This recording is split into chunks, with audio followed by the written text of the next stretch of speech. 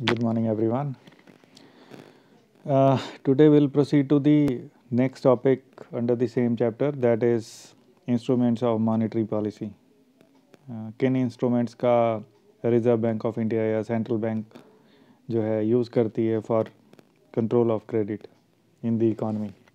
तो basically it can be classified into the instruments can be classified into two categories or two it can be bifurcated into two parts. First is quantitative measure. ये quantitative measure basically it is a type of control that controls the total quantity of credit in an economy. यहाँ किसी sector की specific sector को credit के लिए control करने की बात नहीं होती.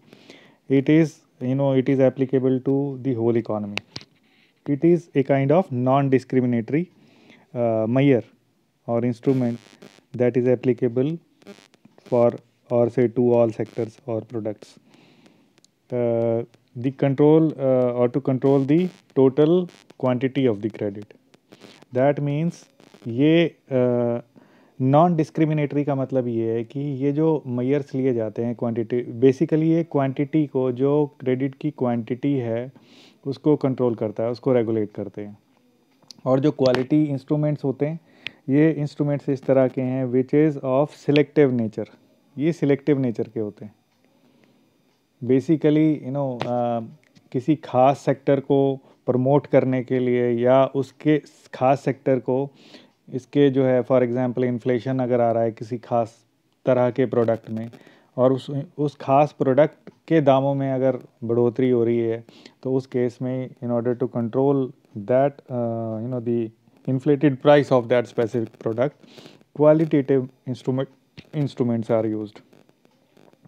तो बेसिकली जो ये होता है दैट इज़ एप्लीकेबल, क्वालिटेटिव जो इंस्ट्रूमेंट्स होते हैं that is applicable to a specific sector और टू ए स्पेसिफिक कमोडिटी. और it is of discriminatory nature. ये जो इसका नेचर होता है वो डिस्क्रिमिनेटरी होता है. डिस्क्रिमिनेटरी यानी कि ये किसी स्पेसिफिक प्रोडक्ट के ऊपर, एक प्रोडक्ट, दो प्रोडक्ट या इस तरह के कई प्रोडक्ट्स के ऊपर अप्लाई हो सकता है. अगर किसी भी प्रोडक्ट की बात करें, किसी भी एडिबल चीज़ के अगर ओवर प्राइसेस बढ़ रहे हैं किसी खास प्रोडक्ट के, जो खाने की चीज़ें हैं, तो उस केस में उसको कंट्रोल करने के लिए the credit can be control. उसमें क्या करते हैं, easy loans that will not be provided to the traders those who are dealing in those products, ताकि वो बल्क में ख़रीद करना स्टॉक ना कर लें उसको.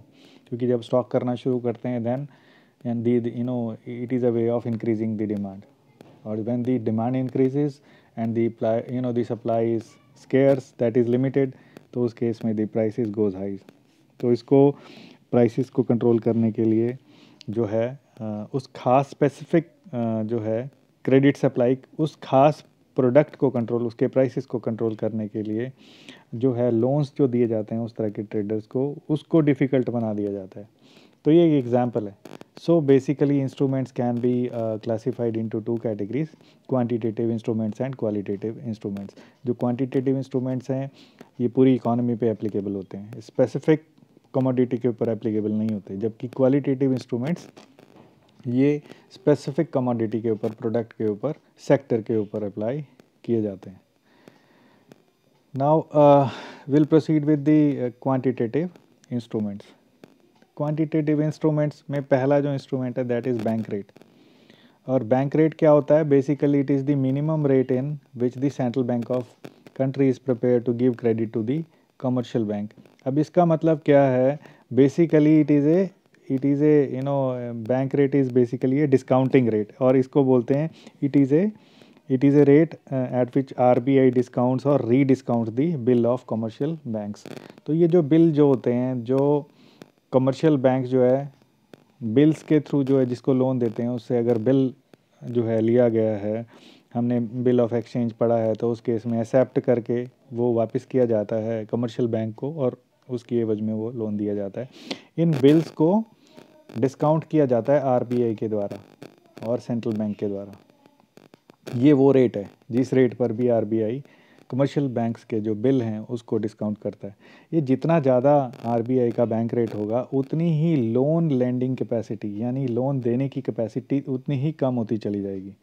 और ये जितना हाई रेट बैंक रेट जितना भी ये जो बैंक रेट हाई होगा उतना ही ज़्यादा कमर्शियल बैंक्स जो है लोन जो लेते हैं देते हैं लोगों को, वो रेट ऑफ इंटरेस्ट उस पर हाई रेट से चार्ज करते हैं।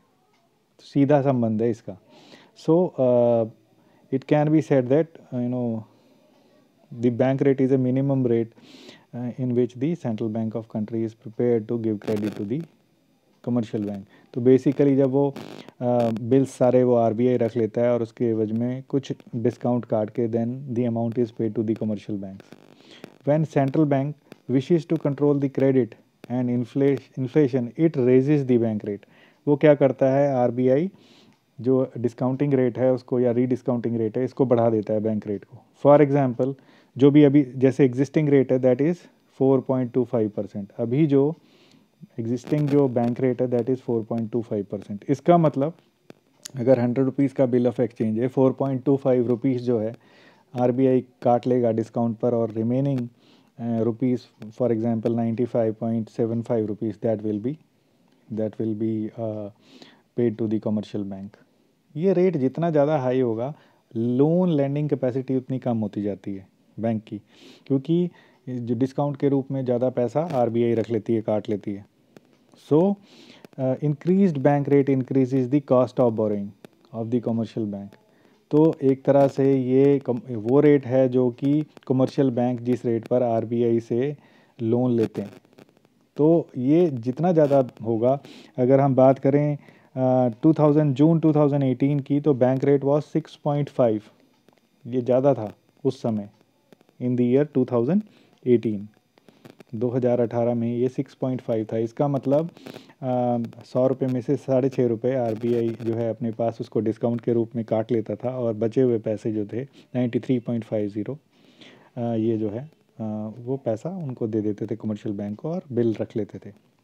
बिल ऑफ एक्सचेंज का क्या मैकेनिज़्म है ये हमने लोअर क्लासेस में पहले ही पढ़ा है। तो बाद में जब बिल मैच्योर होता है तो उस केस में आरबीआई उसको फर्निश करती है और जो पेमेंट की जाती है वो आरबीआई को की जाती है और आरबीआई की इनकम यही 6.5% ही होती है। अभी अगर 100 करोड़ है तो इसके लिए आपको 6.5 करोड़ से इसका डिस्काउंट बन जाता है और ये 1000 करोड़ है तो फिर अकॉर्डिंगली जो है मल्टीप्लाई होता चला जाएगा ये। तो that is one of the you may say the major और one of the instrument to control credit.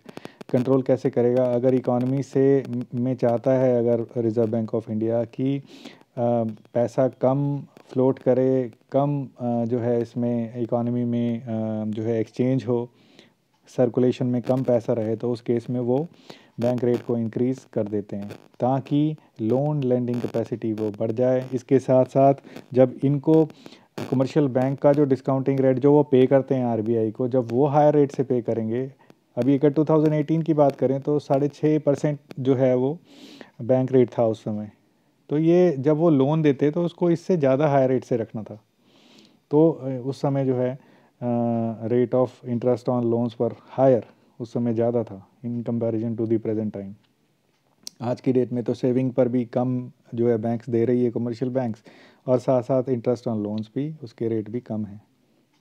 So if they want to say increase the credit supply और money supply in the economy, अगर वो बढ़ाना चाहते हैं money supply को, तो उस केस में they will reduce the bank rate ताकि कमर्शियल बैंक्स की जो लैंडिंग कैपेसिटी है वो बढ़ जाए। सो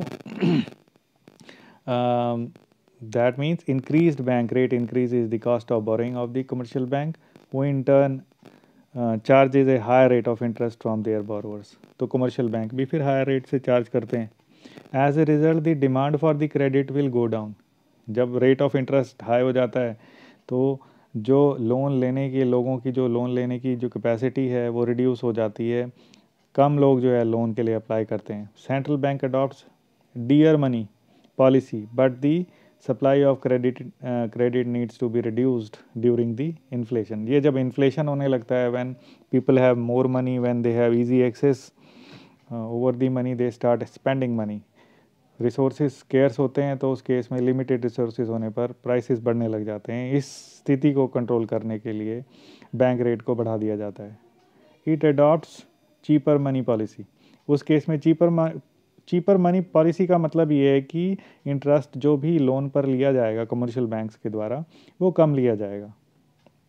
और जब ये अगर ये डियर मनी पॉलिसी है तो इस केस में the interest on loans will be higher when the credit needs to be expended during the deflation. Deflation यानी जब ये हमने बात की थी रिसेशन की, ये बात की थी हमने जब स्लो हो जाता है बाइंग सेलिंग, जब people they feel reluctant to expand their money, उस केस में एम्प्लॉयमेंट भी जाने लगता है लोगों का, बेरोज़गारी जो है शुरू हो जाती है, ज़्यादा बेरोज़गारी बढ़ जाती है। उस केस में मनी सप्लाई को बढ़ाया जाता है थ्रू दिस इंस्ट्रूमेंट ऑल्सो। एक इस इंस्ट्रूमेंट का भी यूज़ किया जाता है जिसमें बैंक रेट को रिड्यूस कर दिया जाता है और सस्ते दामों पर लोन्स जो है इजी एक्सेस मिल जाता है सभी को। They people they start borrowing the money from the banks and they start spending it.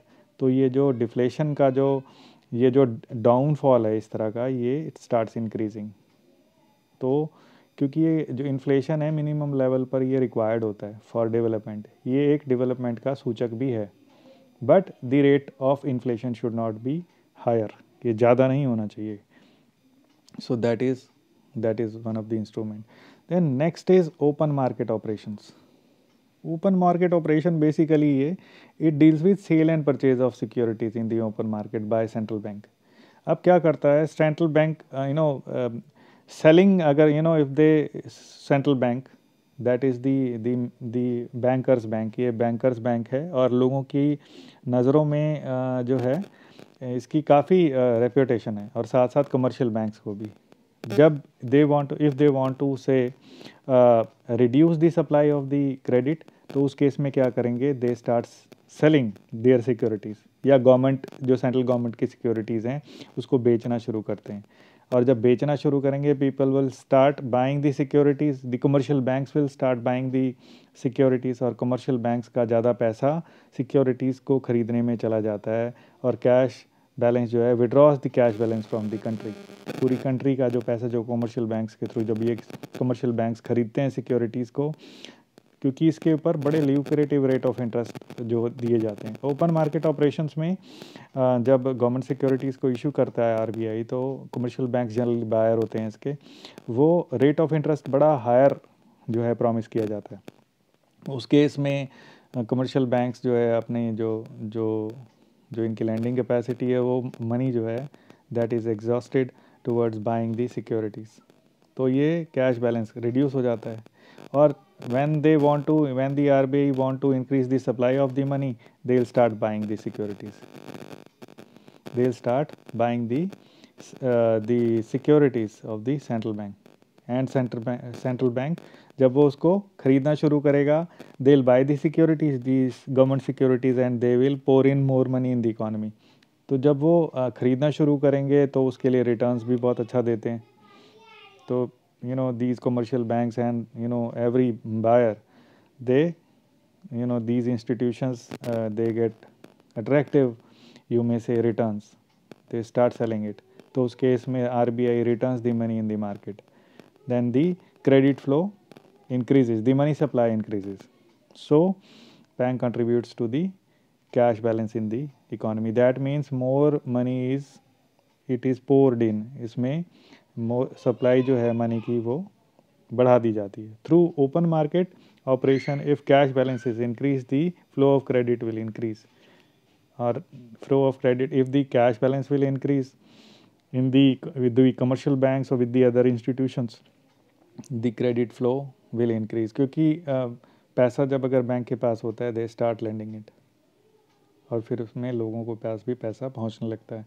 If cash balance is reduced, the flow of credit will decrease, cash balance कम हो जाएगा जब सारा पैसा सिक्योरिटीज़ को ख़रीदने में ही लगा दिया इंस्टीट्यूशंस ने, then there will be scarcity of money और cash balance in the economy, तो उससे जो है क्रेडिट कंट्रोल हो जाता है।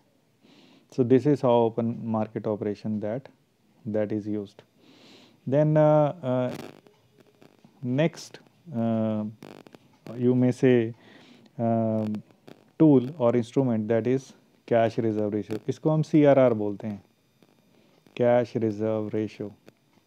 इसकी अक्सर बात हम करते हैं। Cash reserve ratio it refers to the portion of total deposit with a commercial bank has to keep with the central bank. ये वो पैसा है जो हर कमर्शियल बैंक को रिज़र्व बैंक ऑफ इंडिया या सेंट्रल बैंक के पास रिज़र्व के तौर पर रखना पड़ता है। इसका मतलब ये जितना भी परसेंट होगा, जैसे अभी जो करंट रेट है इसका 4% है। मॉनेटरी पॉलिसी, अगर हम करंट मॉनेटरी पॉलिसी देखें, the rate of CRR that is cash reserve ratio is 4%।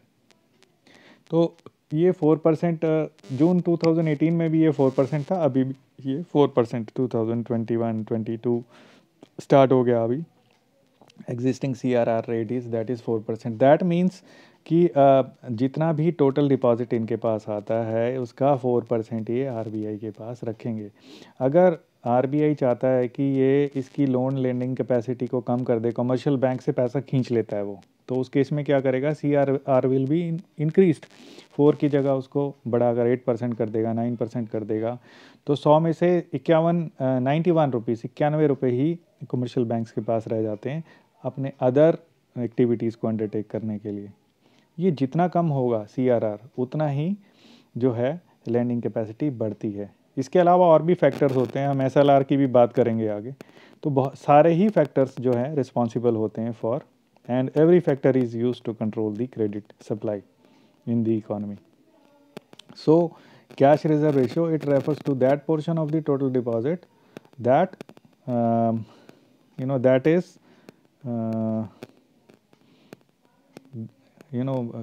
which a commercial bank has to keep with the central bank in the form of cash reserve. इतना पैसा उसको reserve के तौर पर जमा कराना पड़ता है।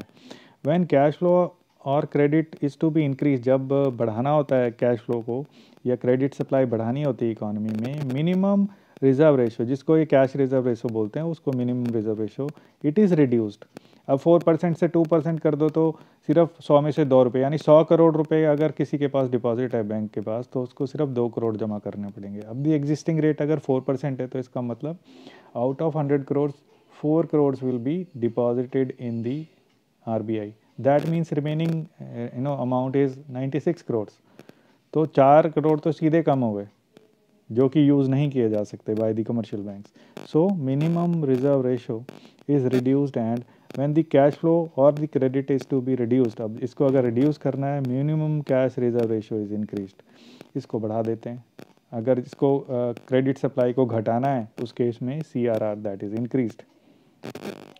तो रिज़र्व बैंक ऑफ इंडिया हम देखते हैं बार बार जो है लगभग ये 4 बार क्वार्टरली रिवाइज़ करते हैं। अभी मॉनेटरी पॉलिसी आएगी और उसके बाद ये 3 बार रिवाइज़ होती है हर 3 महीने के बाद।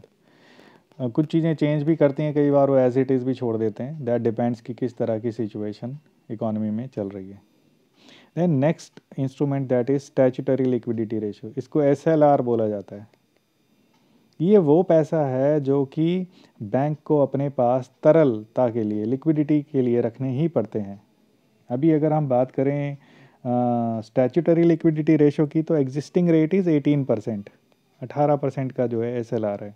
इसका मतलब RBI ये इंस्ट्रक्शन देता है हर कमर्शियल बैंक को कि जितना भी पैसा उनके पास है उसका 18% पैसा वो एट ए टाइम अपने पास लिक्विड रखेंगे fund. That means this 18% will also not be lended for to the people as loan. उसको लोन नहीं दे सकते इस 18% को।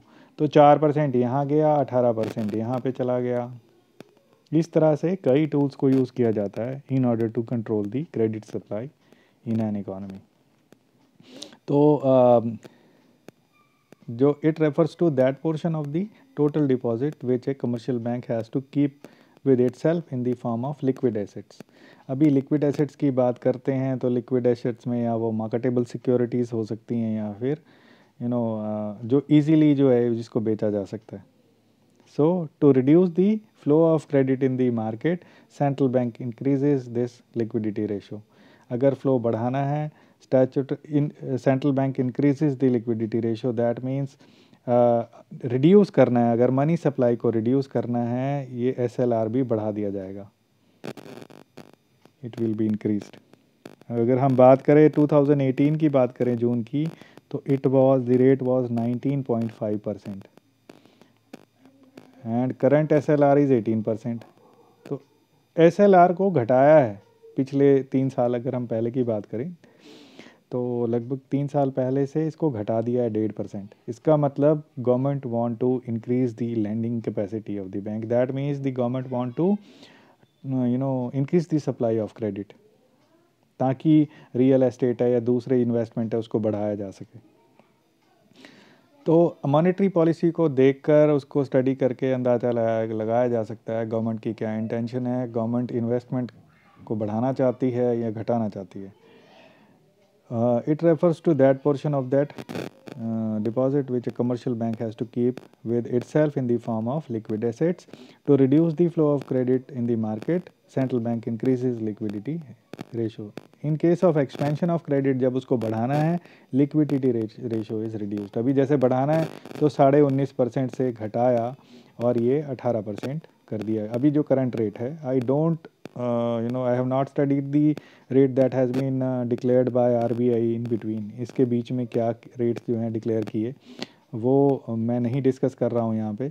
तो बट अभी की इंटेंशन ये है कि अगर हम 18 से इसको कंपेयर करें तो यहाँ बैंक ज़्यादा से ज़्यादा जो है RBI चाहता है कि वो जो मनी सप्लाई है वो बढ़ जाए इकोनॉमी में।